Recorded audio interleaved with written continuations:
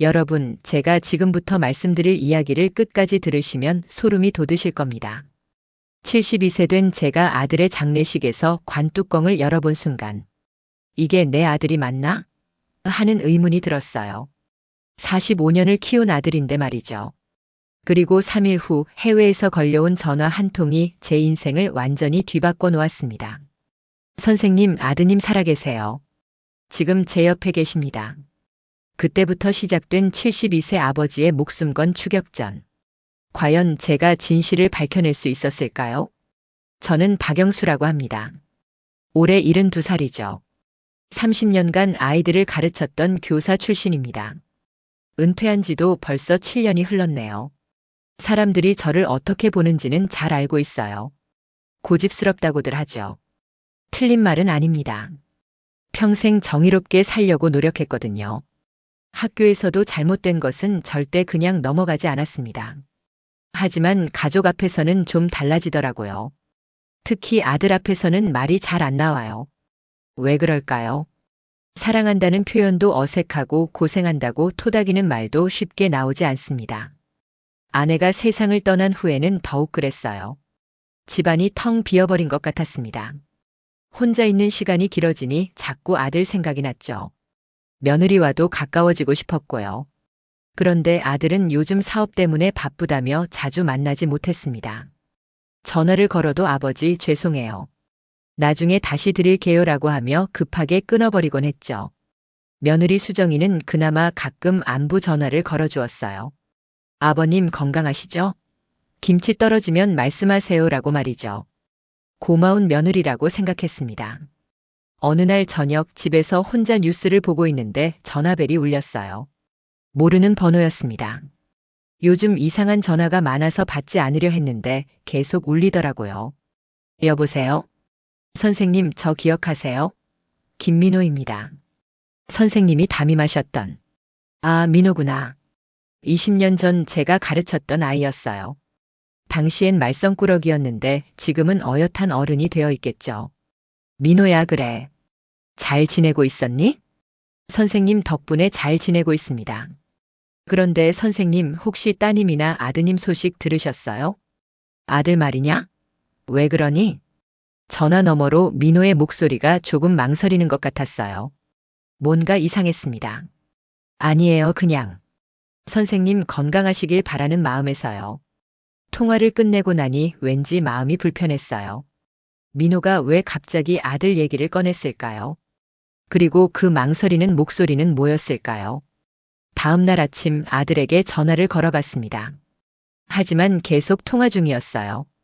며느리에게도 연락해봤지만 마찬가지였습니다. 이상하다 싶어서 아들이 운영하는 사무실에 직접 가봤어요. 그런데 사무실 문이 잠겨 있더라고요. 경비원에게 물어보니 며칠째 나오지 않는다고 하네요. 집으로 돌아오는 길 뭔가 불길한 예감이 들었습니다. 아들이 요즘 바쁘다고는 했지만 이렇게 연락이 안 되는 건 처음이었거든요. 그날 밤 잠을 설쳤어요. 민호의 전화가 계속 머릿속에 맴돌았습니다. 그리고 아들의 목소리가 들리지 않는 이 정적이 너무 무서웠어요. 다음 날도 아들과 연락이 되지 않았습니다. 불안함이 점점 커져갔어요. 이럴 때일수록 침착해야 한다고 스스로에게 말했습니다. 30년간 교실에서 아이들을 다뤘던 경험이 있잖아요. 당황하지 말고 차근차근 생각해보자고 마음먹었습니다. 하지만 아버지의 마음이라는 게 그렇게 쉽게 진정되지 않더라고요. 뭔가 큰일이 일어날 것 같은 느낌이 계속 들었어요. 그 불길한 예감이 현실이 되었습니다. 사흘째 되는 날 새벽 경찰서에서 전화가 왔어요. 박영수 씨 되십니까? 아드님 박준호 씨가 교통사고를 당하셨습니다. 전화기를 놓치는 줄 알았어요. 다리에 힘이 빠져서 주저앉을 뻔했습니다. 아들이, 우리 준호가 병원으로 달려갔지만 이미 늦었어요. 의사가 고개를 저으며 말했습니다. 유족분들께 깊은 조의를 표합니다. 며느리 수정이도 와 있었어요. 눈이 퉁퉁 부어 있더라고요. 저보다 더 힘들어하는 것 같았습니다. 아버님, 준호가, 우리 준호가. 수정이가 제 품에 안겨 울었어요. 저도 눈물이 났지만 꼭 참았습니다. 이럴 때일수록 가장이 든든해야 한다고 생각했거든요. 장례식 준비는 정신없이 진행됐어요. 친척들이 와서 도와주었지만 모든 게 꿈 같았습니다. 이게 현실인지 믿어지지 않았어요. 영정 사진을 보면서도 실감이 나지 않더라고요. 웃고 있는 아들의 얼굴이 너무 평화로워 보였어요. 마치 아빠 괜찮아요라고 말하는 것 같았습니다. 이튿날 오후 마지막 인사를 하러 빈소에 들어갔어요. 관뚜껑을 열어달라고 했습니다. 아들을 제대로 보내드려야 한다는 마음이었어요. 그런데 시신을 보는 순간 이상한 느낌이 들었습니다. 분명 우리 준호인데 뭔가 달랐어요. 얼굴형이 좀 다른 것 같기도 하고 교통사고 때문에 많이 다쳤다고 들었어요. 그래서 그런가 싶었습니다. 하지만 계속 보고 있으니 더욱 이상했어요. 수정아, 이게 정말 준호 맞니? 며느리가 깜짝 놀라는 표정을 지었어요. 아버님, 무슨 말씀이세요? 물론 준호예요. 하지만 목소리가 떨리고 있었습니다. 시선도 피하더라고요. 아들을 기르고 키운 아버지의 직감이라고 해야 할까요? 뭔가 잘못됐다는 느낌이 강하게 들었어요. 하지만 장례식장에서 그런 말을 계속할 수는 없었습니다. 조문객들이 계속 와서 인사를 했어요. 고인의 명복을 빕니다. 좋은 곳으로 가셨을 겁니다. 그런 말들이 귓가에 맴돌았지만 제대로 들리지 않았어요. 저는 계속 관 안의 시신을 쳐다봤습니다. 볼수록 이상했어요. 준호의 손톱 모양도 조금 다른 것 같고 귀의 모양도 미묘하게 달랐습니다. 아들과 함께 보낸 45년의 세월이 있잖아요. 그 아이가 어릴 때부터 지켜본 아버지가 모를 리가 없어요. 밤이 되어 조문객들이 돌아간 후 혼자 빈소에 앉아 있었습니다. 며느리는 잠깐 집에 다녀온다고 나갔어요. 그때 또 그 이상한 느낌이 들었어요. 이 사람이 정말 내 아들이 맞나? 아니, 이게 말이 되나? 내가 너무 충격받아서 정신이 이상해진 건 아닐까? 하지만 아무리 생각해도 뭔가 틀렸어요. 준호라면 왼손 검지에 있던 작은 흉터가 있어야 하는데 보이지 않았습니다. 어릴 때 칼에 베인 흉터였는데 새벽까지 시신을 지켜보면서 계속 의문이 들었어요. 이게 정말 우리 준호일까? 하지만 그럴 리가 없잖아요. 병원에서 신원 확인을 했을 텐데. 그래도 아버지의 마음은 계속 불안했습니다. 뭔가 큰 비밀이 숨겨져 있는 것 같은 느낌이었어요. 장례를 치르고 3일 후 집에서 멍하니 앉아 있는데 전화가 울렸어요. 또 모르는 번호였습니다. 여보세요? 선생님 김민호입니다. 아, 그 제자 민호구나. 왜 이 시점에 또 전화를 했을까요? 민호야, 지금은. 선생님, 죄송합니다만 꼭 말씀드려야 할 게 있어요. 목소리가 심각했어요. 뭔가 중요한 얘기가 있다는 느낌이었습니다. 무슨 얘기니? 선생님, 혹시 최근에 장례식을 치르셨나요? 깜짝 놀랐어요. 어떻게 알았을까요? 그런데 더 놀라운 건 그 다음 말이었습니다. 선생님, 장례식장에 계셨던 그분. 선생님 아드님 아니에요. 전화기를 떨어뜨릴 뻔했어요. 뭐라고요? 민호야, 너 무슨 소리를 하는 거니? 선생님, 저 지금 확실하게 말씀드리는 거예요. 그분은 선생님 아드님이 아닙니다. 심장이 쿵쾅거렸어요. 제가 장례식장에서 느꼈던 그 이상한 느낌이 맞았던 걸까요? 너 어떻게 그런 걸 알 수 있니? 선생님, 저 지금 해외에 있어요. 그런데 여기서 선생님 아드님을 봤습니다. 뭐라고? 박준호 씨 맞죠? 키 175cm 정도의 왼쪽 입꼬리에 작은 점이 있고. 맞아요.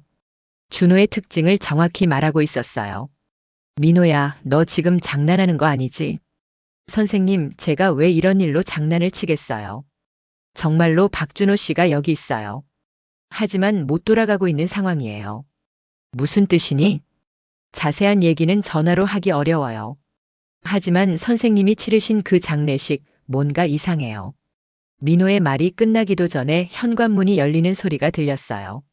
며느리 수정이가 돌아온 것 같았습니다. 선생님, 지금 누가 오시나 보네요. 일단 전화 끊을게요. 나중에 다시 연락드릴게요. 잠깐, 민호야. 하지만 이미 전화가 끊어졌어요. 수정이가 거실로 들어왔습니다. 아버님, 누구랑 통화하셨어요? 응, 그냥. 옛 제자가 조문 전화를 했구나.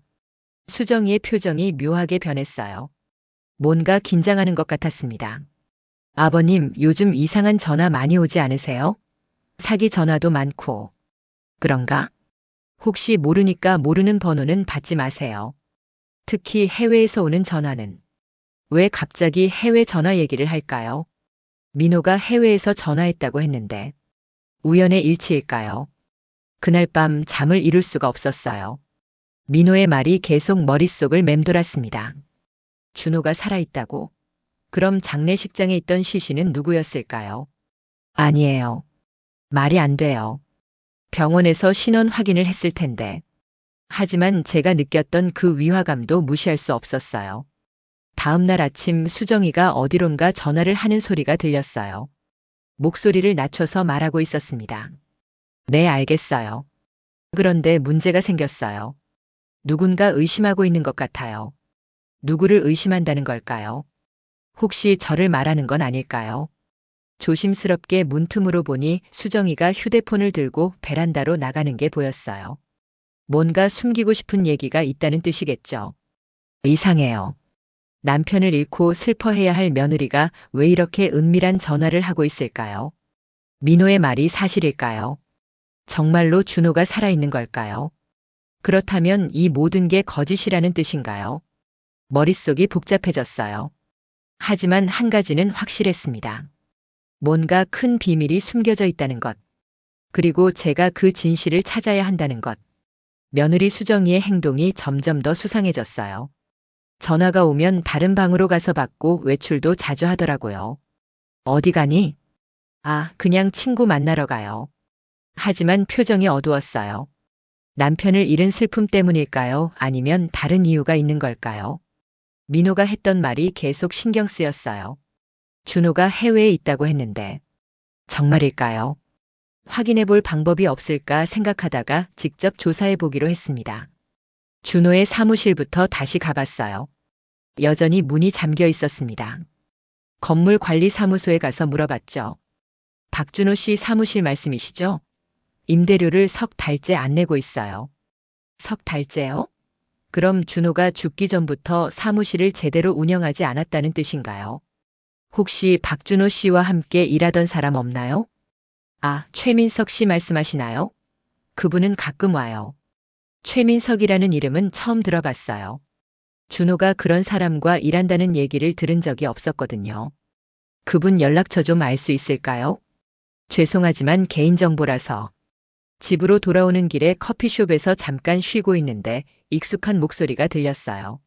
수정이의 목소리였습니다. 조심스럽게 뒤를 돌아보니 수정이가 어떤 남자와 함께 앉아 있더라고요. 나이는 준호와 비슷해 보였어요. 키가 크고 정장을 입고 있었습니다. 민석아, 이런 식으로 계속 갈 수는 없어. 민석이라고 했나요? 혹시 최민석이라는 사람일까요? 수정아, 조금만 더 참아. 곧 정리될 거야. 하지만 시아버지가 의심하고 있어. 어제도 이상한 전화가 왔다고 하시더라고. 제 얘기를 하고 있는 것 같았어요. 가슴이 두근거렸습니다. 그 전화가 뭔데? 모르겠어. 하지만 뭔가 알고 있는 것 같아. 그들의 대화를 더 들어보려고 했지만 갑자기 수정이가 일어서더라고요. 제가 들킬까봐 급하게 고개를 돌렸습니다. 다음에 또 만나자. 그때까지 조심해. 너도 조심해. 특히 시아버지한테는 절대 들키면 안 돼. 들키면 안 된다고요? 뭘 들키면 안 된다는 걸까요? 그들이 헤어진 후 저는 최민석이라는 남자를 따라가 봤어요. 그가 탄 차의 번호판을 메모해뒀습니다. 집으로 돌아와서 인터넷으로 최민석을 검색해 봤어요. 다행히 회사 홈페이지가 있더라고요. 무역업을 하는 것 같았습니다. 그런데 이상한 점을 발견했어요. 최민석의 회사 소개를 보니 동남아시아 지역 사업을 주로 한다고 되어 있었어요. 민호가 해외에서 준호를 봤다고 했는데 혹시 동남아시아가 아닐까요? 더 자세히 알아보니 최민석과 준호가 함께 사업을 했다는 사실을 확인할 수 있었어요. 하지만 그 사업이 잘 안 됐던 모양이에요. 인터넷 기사를 찾아보니 최근에 투자 사기 의혹으로 조사를 받았다는 기사도 있더라고요. 점점 의문이 풀리기 시작했어요. 준호가 사업 때문에 어려움을 겪고 있었고 최민석이라는 파트너가 있었다. 그리고 수정이는 그 최민석과 은밀한 관계를 유지하고 있다. 하지만 가장 중요한 건 정말로 준호가 살아있느냐 하는 거였어요. 그날 밤 늦게 또 민호에게서 전화가 왔어요. 선생님, 제가 더 확실한 증거를 찾았어요. 무슨 증거? 박준호 씨가 여기 호텔에 머물고 있다는 기록이에요. 그런데 문제가 있어요. 무슨 문제? 빚 때문에 나갈 수가 없는 상황이에요. 그리고 여권도 압수당한 상태고요.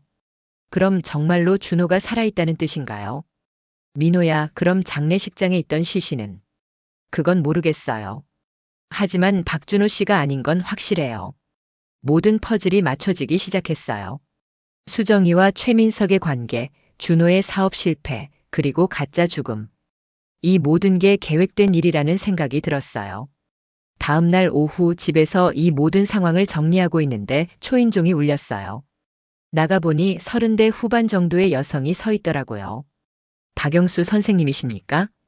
네, 그런데 누구시죠? 저는 이지영이라고 합니다. 준호와 예전에 알고 지내던 사이예요. 준호의 예전 연인인가 싶었어요. 하지만 지금 이 시점에 왜 찾아온 걸까요? 지영 씨라고 하셨나요? 들어오세요. 거실에 앉아서 이야기를 나눠보니 지영이가 변호사였어요. 그리고 준호와는 대학 시절 연인 사이였다고 하더라고요. 선생님, 혹시 준호 장례식에서 이상한 점을 느끼지 않으셨나요? 깜짝 놀랐어요. 이 사람도 뭔가 알고 있는 건가요? 왜 그런 얘기를? 선생님, 저도 그 장례식에 갔었어요. 하지만 관에 있던 분이 준호가 아니라는 걸 확신해요. 어떻게 그런 걸 확신할 수 있죠? 준호 오른쪽 어깨에는 어릴 때 수술한 흉터가 있어요. 하지만 관에 있던 분에게는 그 흉터가 없었어요. 맞아요. 저도 그런 느낌을 받았거든요. 그럼 지영 씨도 준호가 살아있다고 생각하시는 건가요? 네, 그렇게 생각해요. 그리고 이 모든 일 뒤에 누군가가 있다고 확신합니다. 누구를 말씀하시는 거예요? 수정 씨와 최민석이라는 남자요. 역시 지영이도 그들을 의심하고 있었어요. 지영 씨는 어떻게 그런 걸 알게 되셨나요? 준호가 사업 때문에 어려움을 겪고 있을 때 저한테 도움을 요청한 적이 있어요. 법적인 문제 때문에요. 어떤 법적인 문제요? 사기 혐의로 고발당할 뻔했어요. 최민석이 준호 명의로 투자금을 모집했는데 그 돈이 증발해버린 거예요. 점점 복잡해지고 있었어요. 그럼 준호가 피해자라는 뜻인가요? 어느 정도는 그렇죠. 하지만 완전한 피해자라고 보기는 어려워요. 준호도 그 계획에 어느 정도 동참했으니까요. 무슨 계획이요? 지영이가 잠시 망설이더니 말했어요. 보험금 사기요. 보험금 사기라고요? 준호가 거액의 생명보험에 가입했다는 걸 아세요? 아니요, 처음 듣는 얘기예요. 작년에 5억 원짜리 보험에 가입했어요. 그리고 수혜자는 수정 씨로 되어 있고요. 5억 원이라고요? 그런 큰 돈을. 선생님, 지금 상황을 정리해보면 이래요. 준호는 사업 실패로 큰 빚을 졌어요. 그래서 자신의 죽음을 위조해서 보험금을 타내려고 했던 거예요. 충격이었어요. 우리 준호가 그런 일을. 하지만 계획이 틀어진 것 같아요. 준호는 해외로 도피했지만 돌아오지 못하고 있고 수정 씨는 최민석과 함께 보험금을 독차지하려는 것 같아요. 그럼 준호도 속은 거네요. 그런 셈이죠. 동업자들에게 배신당한 거예요. 마음이 복잡했어요. 준호가 잘못한 것도 있지만 그래도 제 아들이잖아요. 그리고 지금 어딘가에서 고생하고 있다면. 지영 씨, 그럼 우리가 어떻게 해야 할까요? 일단 확실한 증거를 모아야 해요. 그리고 준호를 한국으로 데려와야 하고요. 혼자서는 어렵겠죠? 물론이에요. 하지만 방법이 있어요. 제가 변호사니까 법적인 절차를 밟을 수 있거든요. 그때 현관문이 열리는 소리가 들렸어요. 수정이가 돌아온 모양이었습니다. 선생님, 일단 제가 가볼게요. 나중에 다시 연락드릴게요. 지영이가 급하게 일어났어요. 수정이와 마주치면 안 된다고 생각한 것 같았습니다. 네, 그러세요. 지영이가 나간 후 곧 수정이가 들어왔어요. 아버님, 누가 다녀갔나요? 응, 그냥. 보험 설계사가 왔다 갔구나. 보험 설계사요? 어떤 보험사에서요? 왜 이렇게 자세히 물어볼까요? 뭔가 의심스러운 표정이었어요. 그날 밤 잠자리에 누워서 생각해 봤어요. 지영이의 말이 사실이라면 준호는 살아있지만 위험한 상황에 있다는 뜻이에요. 그리고 수정이는 제가 믿고 있던 며느리가 아니라는 뜻이고요. 하지만 아직 확신할 수는 없었어요. 더 확실한 증거가 필요했습니다. 다음 날 아침 수정이가 또 어디론가 나간다고 하더라고요. 아버님, 오늘 친구들과 만나기로 했어요. 늦게 들어올 수도 있으니까 문단속 잘하세요. 수정이가 나간 후 저는 그녀의 방을 살펴봤어요. 뭔가 단서가 있을지도 모르잖아요. 서랍을 열어보니 여러 서류들이 있었어요. 그 중에 보험 서류가 눈에 띄더라고요. 지영이가 말한 게 맞았어요. 준호 명의로 5억 원짜리 생명보험이 가입되어 있었고 수혜자는 수정이로 되어 있었어요. 그런데 더 놀라운 건 보험금 청구 서류도 이미 작성되어 있다는 거였어요. 언제 청구할 준비를 다 해놓은 걸까요? 또 다른 서류에는 최민석과 주고받은 문자 메시지 내용이 적혀 있었어요. 보험금 나오면 반반씩 나누자. 영수 영감이 의심하고 있어. 조심해야 할 것 같아. 영수 영감이라고요? 저를 말하는 건가요? 더 찾아보니 항공권 예약 확인서도 있었어요. 수정이와 최민석 명의로 되어 있었고 목적지는 태국이었어요. 민호가 준호를 봤다는 곳도 동남아시아라고 했는데 혹시 태국인가요? 모든 게 연결되고 있었어요. 수정이와 최민석이 준호를 태국으로 보내놓고 가짜 시신으로 장례식을 치른 후 보험금을 타서 함께 도망갈 계획이었던 거예요. 하지만 한 가지 의문이 들었어요. 그럼 장례식장에 있던 시신은 정말 누구였을까요? 그날 밤 민호에게서 또 전화가 왔어요. 선생님, 큰일 났어요. 무슨 일이니? 박준호 씨가 병원에 입원했어요. 뭐라고? 무슨 일이야? 정확한 상황은 모르겠지만 현지 사람들과 트러블이 있었던 것 같아요. 빚 때문에 못 나가니까 스트레스를 많이 받았나 봐요. 아들이 병원에. 마음이 찢어지는 것 같았어요. 민호야, 준호가 정확히 어디에 있니? 태국 방콕이에요. 제가 정확한 주소를 알아냈어요. 역시 태국이었어요. 수정이의 항공권 목적지와 같은 곳이었습니다. 선생님, 그런데 더 중요한 걸 알아냈어요. 뭔데? 장례식장에 있던 시신이 누구인지 알아냈어요. 심장이 멎을 뻔했어요. 누구였니? 최민석의 사업 파트너였던 사람이에요. 김태호라는 이름이고 박준호 씨와 나이도 비슷하고 체형도 비슷해요. 그 사람은 어떻게 죽은 거니? 사고사라고 하던데. 하지만 의심스러워요. 점점 끔찍한 진실이 드러나고 있었어요. 민호야, 그럼 그들이 김태호를 죽이고 준호 대신. 그럴 가능성이 높아요. 병원에서 신원 확인할 때도 최민석이 동행했다고 하더라고요. 최민석이 병원에서 김태호를 준호라고 거짓말한 거군요.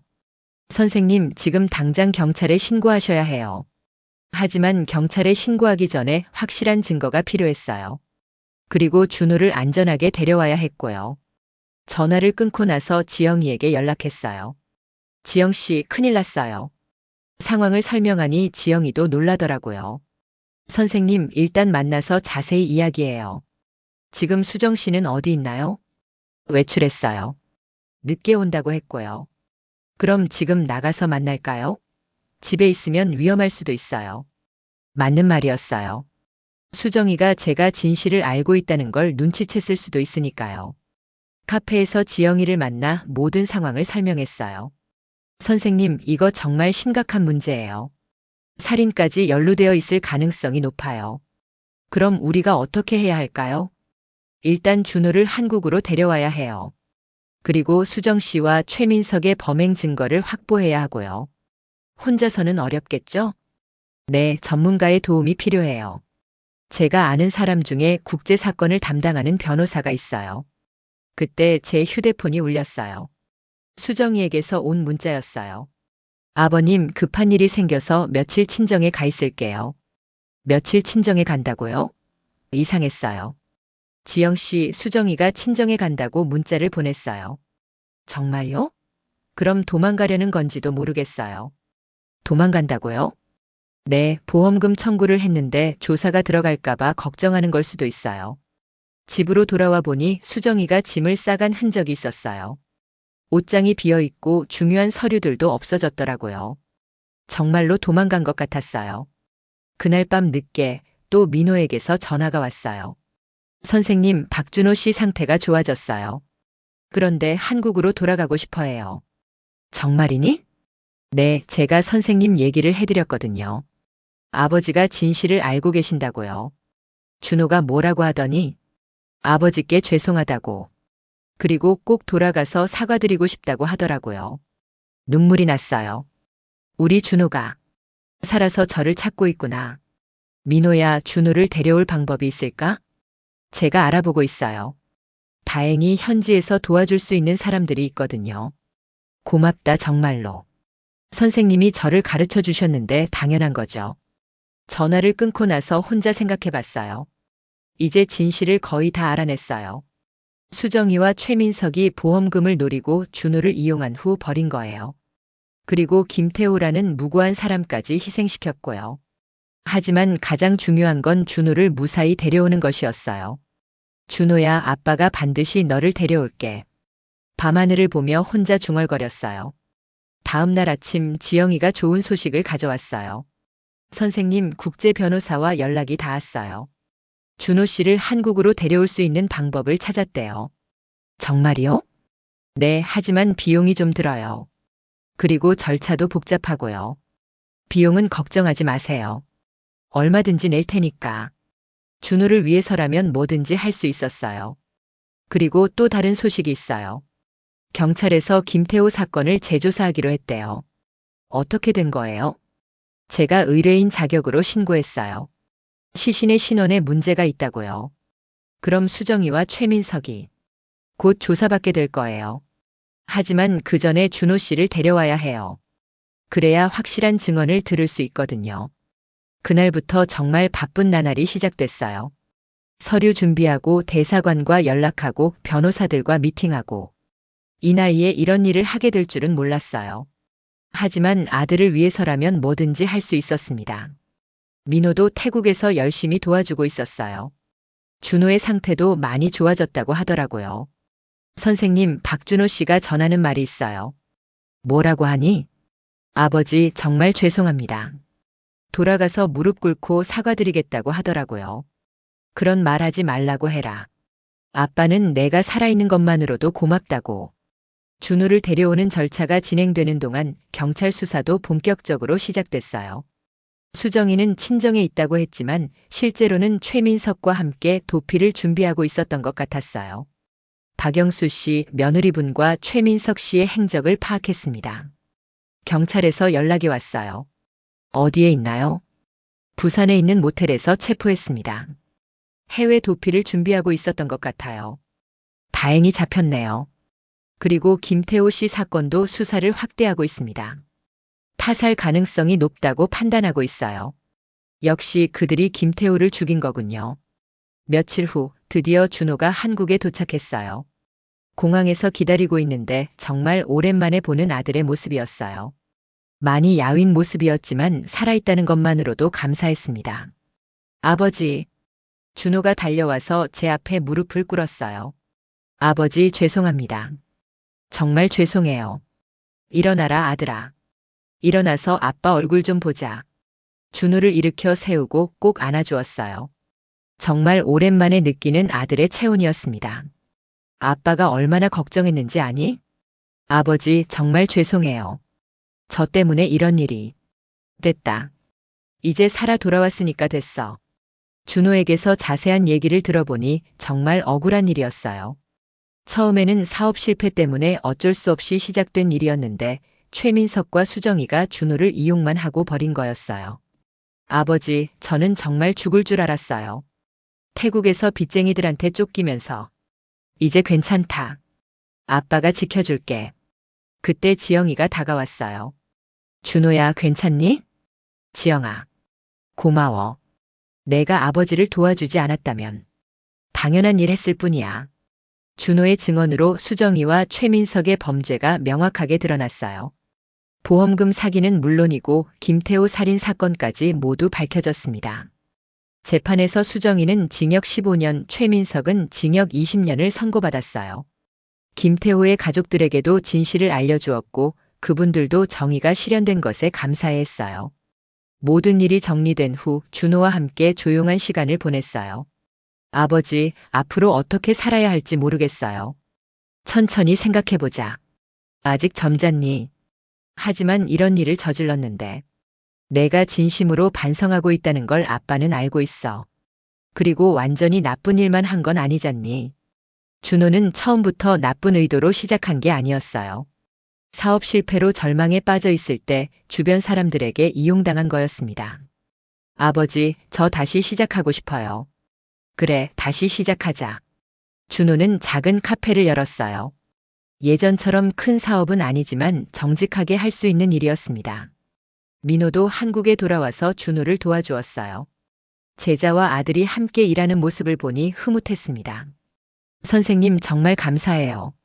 선생님이 가르쳐 주신 정의로움 덕분에 친구를 구할 수 있었어요. 민호야, 내가 고생 많이 했구나. 지영이도 가끔 카페에 와서 준호와 이야기를 나누었어요. 둘 사이에 다시 무엇인가 생기는 것 같았습니다. 아버지, 지영이와 다시 시작해보려고 해요. 그래? 좋은 일이네. 하지만 이런 저를 받아줄까요? 사람은 누구나 실수를 해. 중요한 건 그 실수에서 배우는 거야. 몇 달 후 준호와 지영이가 결혼하겠다고 했어요. 아버지 허락해 주시겠어요? 당연히 허락한다. 지영이는 우리 가족의 은인이잖니. 결혼식은 소박하게 치렀어요. 하지만 진심이 담긴 따뜻한 결혼식이었습니다. 민호도 축하해 주러 왔고 제 옛 동료 교사들도 많이 와주었어요. 선생님 정말 멋있으세요. 70이 넘은 나이에 아드님을 구해내시다니. 아니에요. 당연한 일을 했을 뿐이죠. 결혼식에서 준호가 인사말을 했어요. 저는 정말 큰 실수를 저질렀습니다. 하지만 아버지와 지영이 그리고 민호의 도움으로 다시 시작할 기회를 얻었어요. 앞으로는 정직하게 떳떳하게 살겠습니다. 모든 하객들이 박수를 쳐주었어요. 그날 밤 혼자 집에 돌아와서 아내의 영정 앞에 앉았어요. 여보, 우리 준호 무사히 돌아왔어. 그리고 좋은 사람과 다시 결혼도 했고. 아내가 웃고 있는 것 같았어요. 여보, 나도 이제 알았어. 노년의 인생에도 아직 할 일이 많다는 걸. 지켜야 할 사람들이 있고 싸워야 할 일들이 있다는 걸. 이 모든 일을 겪으면서 깨달은 게 있어요. 나이가 들었다고 해서 포기할 건 없다는 것. 가족을 지키고 정의를 실현하는 일에는 나이가 상관없다는 것. 지금 준호는 작은 카페를 성실히 운영하고 있어요. 지영이와도 행복하게 살고 있고요. 민호는 교직에 들어가서 제가 했던 것처럼 아이들을 가르치고 있어요. 저는 가끔 준호의 카페에 가서 손님들과 이야기를 나눠요. 제 경험담을 들려주면서 말이죠. 할아버지, 정말 영화 같은 이야기네요. 그래? 하지만 이건 실화란다. 젊은 사람들이 제 이야기를 신기해 하더라고요. 72살의 아들을 구하러 다닌 이야기를 말이에요. 하지만 저는 이게 당연한 일이라고 생각해요. 아버지라면, 가족을 사랑한다면 누구든지 할 수 있는 일이라고요. 노년의 인생이 무료하다고들 하지만 저는 그렇게 생각하지 않아요. 아직도 지켜야 할 것들이 있고 사랑해야 할 사람들이 있으니까요. 그리고 언제든지 다시 시작할 수 있다는 것도 배웠어요. 나이와 상관없이 말이에요. 준호처럼 실수를 했다고 해서 인생이 끝나는 게 아니에요. 진심으로 반성하고 노력한다면 누구든지 새로운 기회를 얻을 수 있어요. 이제 저는 손자, 손녀를 기다리고 있어요. 준호와 지영이가 아이를 가지면 제가 또 다른 역할을 하게 될 거예요. 할아버지로서 말이죠. 그때가 되면 또 다른 이야기가 시작될 거예요. 고집 센 할아버지의 이야기가 말이에요. 오늘도 긴 시간 함께 해주셔서 진심으로 감사드립니다. 혹시 이 중에서 가장 마음에 와닿은 부분이 있으셨나요? 댓글로 알려주세요. 여러분의 이야기가 다른 분들에게도 큰 힘이 됩니다. 만약 이 영상이 조금이라도 도움이 되셨다면 좋아요 버튼을 눌러주세요. 구독과 알림 설정도 부탁드릴게요.